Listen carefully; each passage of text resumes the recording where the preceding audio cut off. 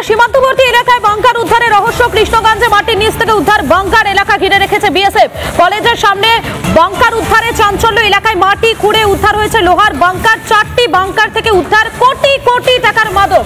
আমাদের সঙ্গে রয়েছেন সরাসরি আমাদের প্রতিনিধি পলাশ রয়েছেন। পলাশ, এই মুহূর্তে তুমি সেখানে রয়েছো, কি ছবি ধরা পড়ছে এই মুহূর্তে?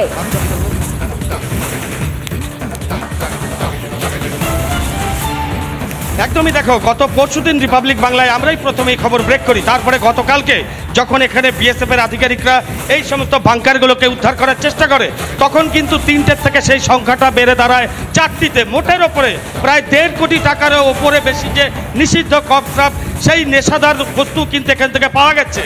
এখন এখানে স্থানীয় মানুষজন, তারা উৎসুক জনতা, তারা এসছে ইতিমধ্যেই কিন্তু কেন্দ্রীয় যে ফরেন্সিক টিম, তারাও এসে কিন্তু ঘটনার সম্পূর্ণ পরীক্ষা নিরীক্ষা করেছে। তারা এসে মাপঝোপ করেছে।